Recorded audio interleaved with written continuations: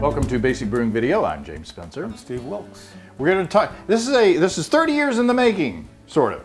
It's I brewed One old beer. Excuse me. I brewed this in celebration of my upcoming.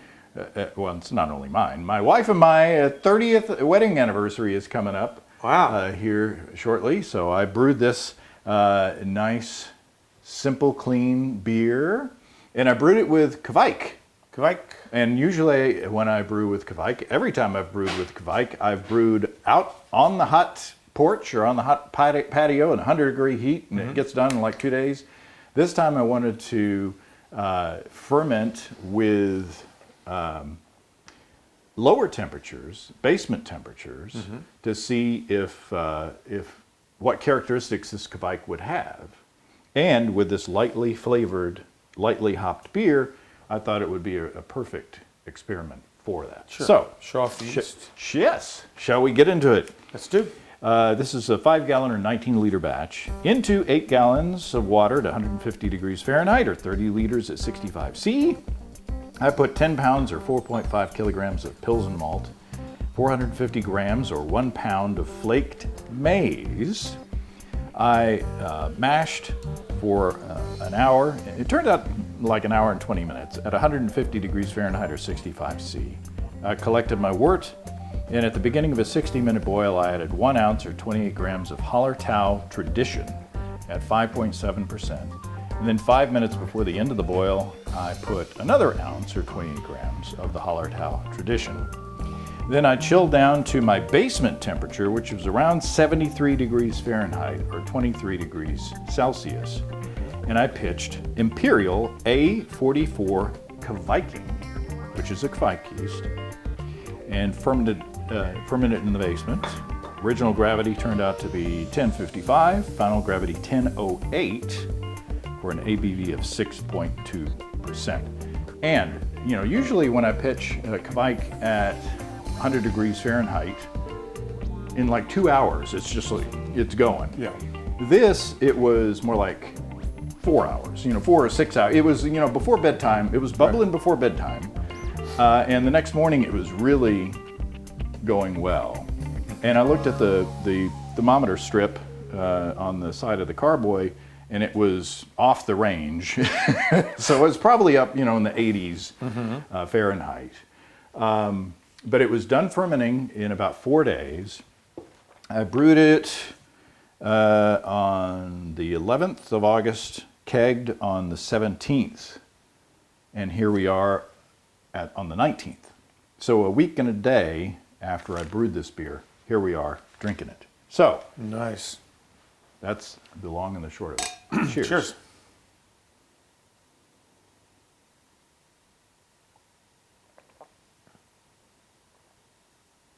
Very, very nice. Very refreshing beer. A little lemony. Oh, yeah. I'll get a little lemon. I also pick up a little bit of the corn. That's a good beer. Yeah. It's very lightly hopped. It's a very drinkable beer. It's a great Easy. summer beer. I can't believe it's 6%. Yeah. Yeah, it's dangerously. And we don't have to drink all of this. Yeah, we do. At least before the other 3 shows that we're going to record today. But the fermentation was super, super clean. I mean, I would swear that this was a lager, that had been conditioned over weeks. Yeah. Very, very clean. Not, of course, every time.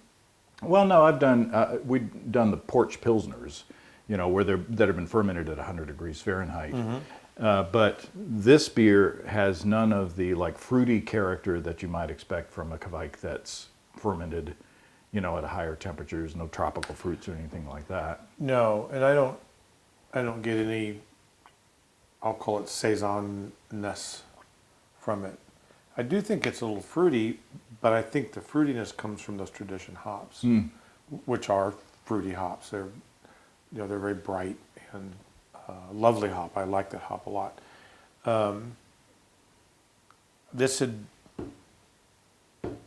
I'd pay $1 for that. I mean, it's a really good summer fall beer. It's a great barbecue beer, for sure. Yeah, it's all about the malt, and since it's Pilsner malt, it's very delicate. Yeah. But there is a little bit of corniness in there. I'm not getting as much of the corniness as previous cream ales that I've done, and this fermented, out to 1008, which is a little lower than I usually get in this recipe. So I don't know if the yeast is eating more of that, character, the malt character, than other normal yeasts or not, but Yeah. it's way good. Well, I don't know what to say about these Kveik yeasts. I mean, we've been using them a lot lately in different iterations, and they just work. Yeah.